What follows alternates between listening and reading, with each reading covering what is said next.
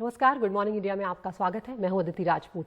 RSS प्रमुख मोहन भागवत के बयान से हम शुरुआत कर रहे हैं। उन्होंने एक बड़ा बयान दिया है। कहा है कि लिंचिंग हिंदुत्व के खिलाफ है और ऐसा करने वालों पर बिना किसी भेदभाव के सख्ती के साथ कार्रवाई होनी चाहिए। मुस्लिम राष्ट्रीय मंच के कार्यक्रम में मोहन भागवत ने ये बयान दिए।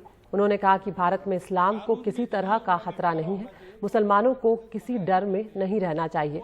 मोहन भागवत ने यह भी कहा कि अगर कोई हिंदू ये कहे कि मुसलमान इस देश में नहीं रह सकते तो वो हिंदू नहीं हो सकता। बिना पार्शियलिटी किए सबका न्याय कर रहे हैं और दोषी को सजा हो।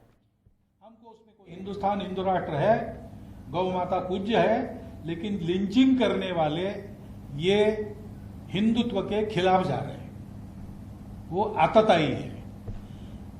कानून के जरिए उनका निपटारा होना चाहिए, क्योंकि ऐसे केसेस बनाए भी जाते हैं तो बोल नहीं सकते आजकल कहां सही है कहां गलत है।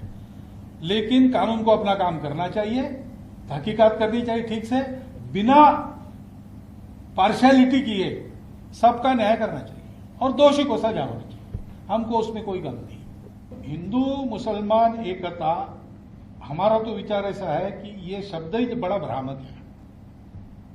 ये दो है ही नहीं, एकता की बात क्या है? इनको जोड़ना क्या है? ये जुड़े हुए हैं, ये जुड़े हुए हैं। और ये जब मानने लगते हैं कि हम जुड़े हुए नहीं हैं, तब दोनों संकट में पड़ जाते हैं। बात यही हुई है। हम लोग अलग नहीं है, क्योंकि हमारे देश में ये परंपरा नहीं है कि आपकी पूजा अलग है इसलिए आप अलग हैं। आपने कहा ना, आप निराकार की श्रद्धा रखते हैं, हम निराकार के साथ आकार की भी श्रद्धा रखते हैं। बात ऐसी है कि एक व्यक्ति के नाते मुझे मेरी श्रद्धा एक पर ही रखनी पड़ेगी, हिंदुओं में भी। अगर मैं निराकार मानता हूं तो मैं हिंदुओं के आकार भी नहीं मानूंगा, मेरे अकेले का जब तक रहेगा। लेकिन मेरे समाज में निराकार को मानने वाले लोग हैं, उनका मैं सम्मान करता हूं, उनकी श्रद्धा का आदर करता हूं। उनकी श्रद्धा का आदर करने से मेरी भक्ति पे कोई गड़बड़ नहीं होती। अगले चुनावों के लिए मुसलमानों के वोट पाने का भी प्रयास नहीं है, क्योंकि हम उस राजनीति में नहीं पड़ते। वोट की राजनीति, पार्टी पॉलिटिक्स, इसमें हम लोग नहीं पड़ते।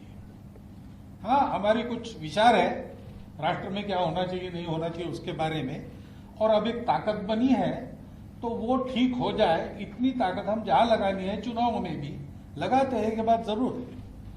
लेकिन हम किसी के पक्षधर है इसलिए नहीं, हम राष्ट्र हित के पक्षधर है।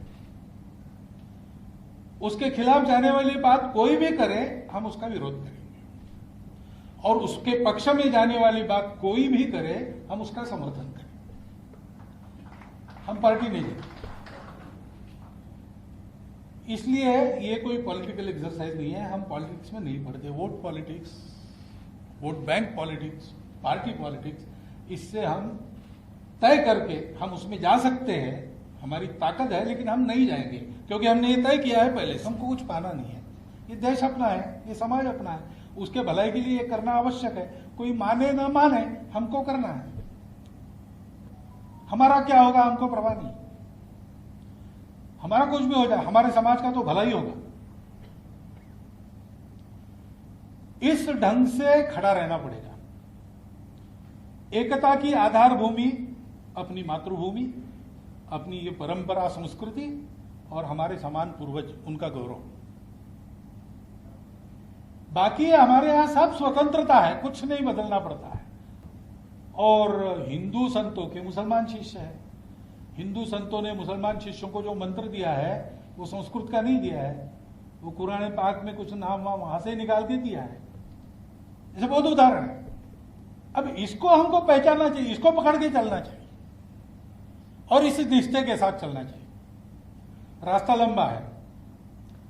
आप तो कह रहे हैं कि हम मंजिल तक आ गए, ये मंजिल नहीं है, ये अब चलना प्रारंभ यहां से करना पड़ेगा, मंजिल बहुत दूर है। तो ये थे मोहन भागवत के बयान। हमारे साथ जुड़ गए हैं हमारे executive editor political Akhilesh Sharma. Akhilesh ji, Muslim Rashtriya Manch RSS से जुड़ी ही एक संस्था है। यहाँ पर ये इस मंच पर दिया ये बयान कितना मायने रखता है, और क्या इससे ये जो यूपी समेत 4 राज्यों में चुनाव, 5 राज्यों में चुनाव आने वाले, उसमें जो छवि सुधार की बीजेपी की कोशिश है, उसमें एक कोशिश के रूप में इसे भी देखा जा सकता है? निश्चित तौर पर इसको इसी रूप में देखा जाना चाहिए। हालांकि आरएसएस में किसी व्यक्ति से अगर आप बात करें तो ये कहेंगे कि हम तो हमेशा से यही बात कहते आए हैं। वो ये भी दिलाते हैं याद कि आपको याद होगा कि जब विज्ञान भवन में 3 दिनों तक मोहन भागवत का संवाद चला था, उसमें भी यही बात उन्होंने कही थी कि जो भारत भूमि में रहते हैं वो सभी हिंदू हैं, भारत हिंदू राष्ट्र है। और साथ ही वो ये भी कहते आए हैं कि हिंदू और मुसलमान दोनों का डीएनए एक है, 40,000 साल से दोनों एक ही हैं। ये सारी बातें वही है जो आरएसएस कहता आया है। लेकिन इसमें 2 महत्वपूर्ण बातें आई है। एक तो उन्होंने मुख्य जो एक बिंदु है लिंचिंग का, उसको लेकर के बयान दिया है। उन्होंने स्पष्ट तौर पर यह कहा है कि गौ माता पूज्य है लेकिन लिंचिंग नहीं होनी चाहिए। और फिर उन्होंने ये कहा है कि इस मामले में कानून को अपनी कार्रवाई करने देनी चाहिए, क्योंकि कई मामलों में ऐसा होता है कि झूठे मामले भी सामने आते हैं। तो ये काफी महत्वपूर्ण बयान है, क्योंकि 2014 के बाद से देश भर के कई हिस्सों में, वो चाहे बीफ के नाम पर हो या किसी दूसरे नाम पर हो, लिंचिंग की कई घटनाएं सामने आई थी। तो इसीलिए ये बात उनके जहन में आई और उन्होंने इस पर बयान दिया है। और एक संदेश भी देने की कोशिश है उन लोगों को जो गाय के नाम पर दूसरों का खून करते हैं, तो उनको ये स्पष्ट तौर पर कड़ा संदेश दिया गया है। दूसरी बात जो उन्होंने कही है कि हिंदू मुस्लिम एकता, उन्होंने कहा कि हिंदू मुस्लिम एकता जैसी कोई चीज है नहीं, क्योंकि ये 2 अलग है नहीं। वो अपने आप को, ये हमेशा से आरएसएस कहता है कि ये दोनों एक ही हैं और इनको अलग अलग करके देखना ठीक नहीं होगा। और तीसरी बात उन्होंने कही है सियासत को लेकर के। वो जानते हैं कि उत्तर प्रदेश के गाजियाबाद में जहां कल उन्होंने कार्यक्रम किया था, जिसमें उन्होंने बयान दिया है, वहां पर 8 महीने बाद चुनाव होने जा रहे हैं। यहां पर जो बीजेपी विरोधी दल है, उनकी कोशिश हमेशा से होती है मुस्लिम वोटों का ध्रुवीकरण करना। और ये एक बात अमूमन देखी जाती है अदिति की जो मुसलमान वोट है वो बीजेपी के खिलाफ एकजुट होकर के वोट करता है। तो वो इस बात को जानते हैं कि उनके इस बयान को राजनीति से जोड़ करके, चुनाव से जोड़ करके देखा जाएगा। तो इसलिए उन्होंने सफाई भी दी कि उनके बयान का राजनीतिक मतलब न निकाला जाए। तो ये 3 प्रमुख बिंदु हैं उनके बयान के। और ये सवाल जरूर उठेगा, इस पर चर्चा भी होगी कि ये एक पुल बनाने की कोशिश है, एक इमेज मेकओवर करने की कोशिश है, या फिर सिर्फ एक कैजुअल टिप्पणी है जिसमें कि अमूमन जैसे कि आरएसएस के नेता देते आए। क्योंकि जब तक इसका जमीन पर असर ना हो, जब तक कि इस तरह की घटनाएं न रुकें, तब तक इस तरह के बयानों को ज्यादा गंभीरता से आप कैसे ले सकते हैं। बिल्कुल, बहुत शुक्रिया अखिलेश इस तमाम जानकारी के लिए। तो जिस तरह से अखिलेश ने समझाया कि जब तक जमीन पर इस तरह के बयानों का असर ना हो, छवि सुधार में ये कितनी महत्वपूर्ण भूमिका निभाएंगी वो आने वाले चुनाव में ही पता चल पाएगा। महाराष्ट्र का रुख करते हैं, जहां पर सत्तारूढ़ महाविकास आघाड़ी गठबंधन में खींचतान लगातार देखने को मिल रही है। और इस बीच पूर्व मुख्यमंत्री देवेंद्र फडणवीस के एक बयान से सियासी सरगर्मियां और तेज हो गई हैं।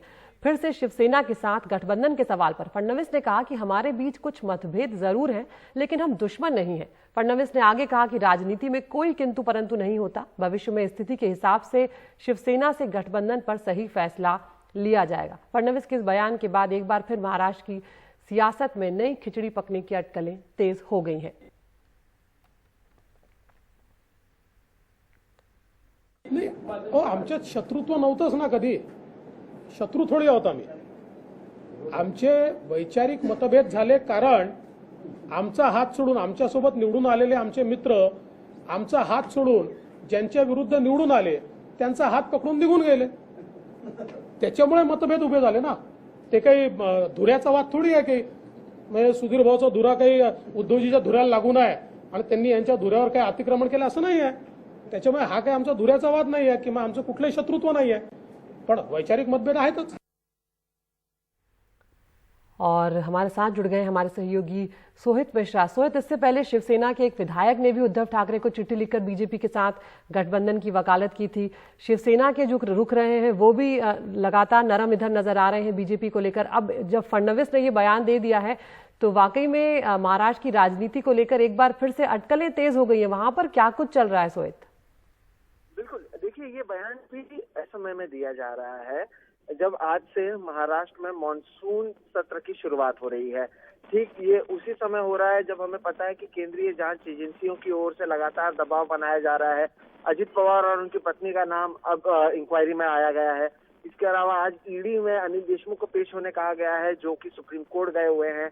इसके अलावा हम देखते हैं कि शिवसेना के विधायक प्रताप सरनाईक, जिसका आपने भी जिक्र किया कि उन्होंने जो पत्र लिखा था, तो शिवसेना के विधायक ने भी पत्र में यही कहा कि अगर बीजेपी के साथ हम जाते हैं तो जिस तरह से केंद्रीय जांच एजेंसियों की ओर से हमारे ऊपर दबाव बन रहा है वो कम हो जाएगा।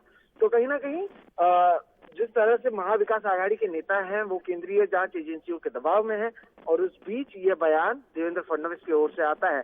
जिससे पहले मुख्यमंत्री उद्धव ठाकरे भी दिल्ली पहुंचे थे, जहां पर उन्होंने नरेंद्र मोदी के साथ मुलाकात की थी और वो अलग से भी उनसे करीबन 10 मिनट तक मिले थे। तो कहीं ना कहीं इसकी वजह से भी अटकलें तेज हो चुकी हैं।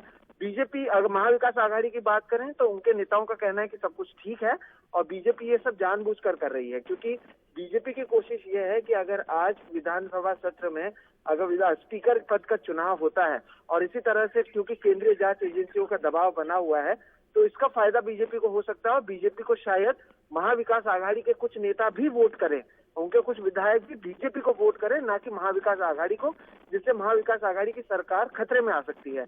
और इसलिए ये बयान काफी महत्वपूर्ण है। और जिस तरह से नरम गरम रिश्ते इन दोनों के बीच में नजर आ रहे हैं, आप सोचिए इससे पहले भी जब शिवसेना के जब स्थापना दिवस था उस दिन भी उद्धव ठाकरे ने बीजेपी के खिलाफ ज्यादा कुछ नहीं बोला। इससे ज्यादा तो वो बीजेपी के खिलाफ तब बोलते थे जब वो बीजेपी के साथ सत्ता में थे। तो जरूर नरम हुए हैं दोनों तरफ से, उद्धव ठाकरे भी नरम हुए हैं, बीजेपी की ओर से देवेंद्र फडणवीस भी उन्हें अब दोस्त मान रहे हैं। लेकिन क्या ये आगे बढ़ता है और इसे कांग्रेस और एनसीपी किस तरह से देख रही है, ये देखना काफी अहम होगा। बिल्कुल सोहित, बहुत शुक्रिया इस तमाम जानकारी के लिए। तो कभी एनडीए का हिस्सा रह चुकी शिवसेना और बीजेपी एक दूसरे से अलग हो, शिवसेना अलग हो चुकी है, लेकिन अब जो ये नरम रुख नजर आ रहा है, क्या ये आगे दोस्ती में तब्दील होगा, देखना होगा। वसूली के आरोपों से घिरे महाराष्ट्र के पूर्व गृह मंत्री अनिल देशमुख की मुश्किलें कम होने का नाम नहीं ले रही है। ईडी ने आज अनिल देशमुख को फिर से पूछताछ के लिए बुलाया है। हालांकि वो 2 बार उम्र का और सेहत का हवाला देकर इसे टाल चुके हैं। वहीं महाराष्ट्र के पूर्व गृह मंत्री अनिल देशमुख के सुप्रीम कोर्ट में याचिका भी उन्होंने दाखिल की है। उन्होंने गिरफ्तारी जैसी किसी भी बाध्यकारी कार्रवाई पर रोक लगाने की अपील की है।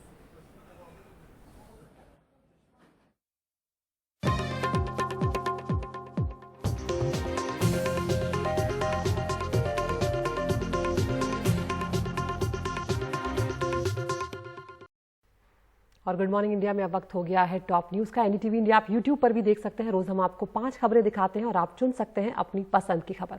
तो आज पहली खबर है संत प्रमुख मोहन भागवत से जुड़ी हुई, जिन्होंने हाल ही में बयान दिया है कि लिंचिंग करने वाले हिंदू नहीं हो सकते और मुसलमानों को हमारे देश में डरने की जरूरत नहीं है।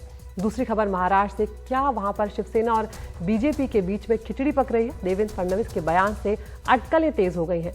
तीसरी खबर, पंजाब की कलह के बाद अब हरियाणा कांग्रेस में घमासान हुआ है। भूपिंदर सिंह हुड्डा और कुमारी शैलजा गुट जो है वो आमने सामने आ गए हैं। चौथी खबर है, 3 साल के बाद आरजेडी में की जो राजनीति है उसमें लालू यादव एक तरह से वापसी कर रहे हैं। पार्टी के 25वें स्थापना दिवस पर नेताओं और कार्यकर्ताओं से करेंगे वर्चुअल संवाद। और 5वीं खबर, मानसून सत्र पर छाएंगे किसान आंदोलन के बादल।